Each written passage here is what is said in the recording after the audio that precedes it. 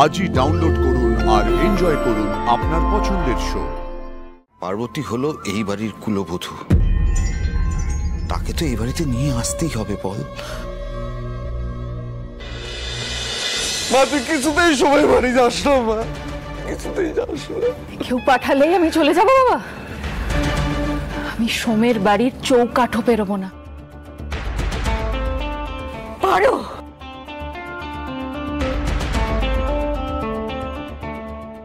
বিয়ের পর স্বামীর ঘরই হলো মেয়েদের একমাত্র স্থান। তোর স্মৃতিতে কিন্তু সোমের দেওয়া সিঁদুর এখনো পরানো আছে পারু, আর আগামী দিনেও থাকবে। আগামী দিনেও থাকবে। সোমকে না আমি স্বামীর অধিকার দেব, না দেব এই সিঁথির সিঁদুর মুছতে। যা যা অন্যায়, যা যা অন্যায় ও আমার সাথে করেছে, তার প্রত্যেকটার প্রতিশোধ আমি যতক্ষণ না নিচ্ছি ততক্ষণ এই সিঁথির সিঁদুর আমার সিঁথিতেই থাকবে।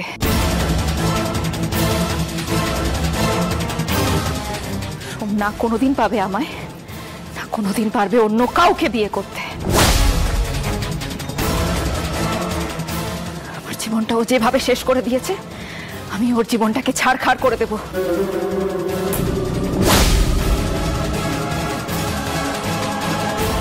সোমেশ্বর দত্ত, আমার নাম পার্বতী রায়। তুমি আমার বন্ধুত্ব দেখেছ, শত্রুতা দেখনি।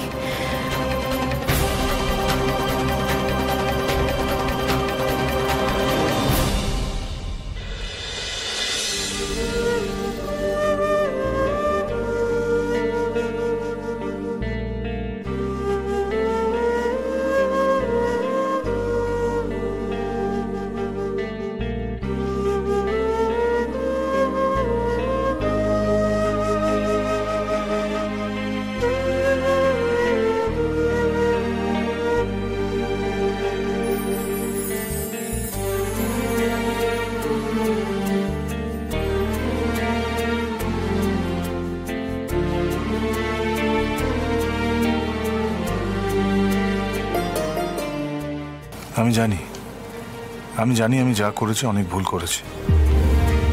পার্বতীর চোখ থেকে আমি অনেক নেমে গেছি, কিন্তু এছাড়া যে আমার আর কোনো কিছু করার উপায় ছিল না। তাছাড়া আমরা ঠিক করে নিয়েছিলাম যে তোরা বড় হলে তোদের বিয়ে দিয়ে দেব। আমিও তাই জানতাম, সেই স্বপ্নই দেখে বড় হয়েছি। তারপর যখন বড় হলাম আস্তে আস্তে, তখন জানতে পারলাম যে এটা কখনো হওয়ার নয়।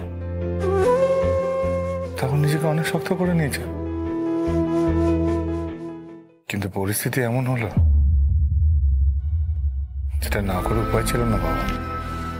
সে ঠিক আছে, ঠিক আছে, সে যাই হোক। আরে বিয়েটা তো হয়ে গেছে, তুই তো তোর দায় দায়িত্ব এড়িয়ে যেতে পারিস না। আর দেখ, পার্বতী হলো এই বাড়ির কুলবধূ, তাকে তো এই বাড়িতে নিয়ে আসতেই হবে। বল এই বাড়িতে নিয়ে আসবো? হ্যাঁ,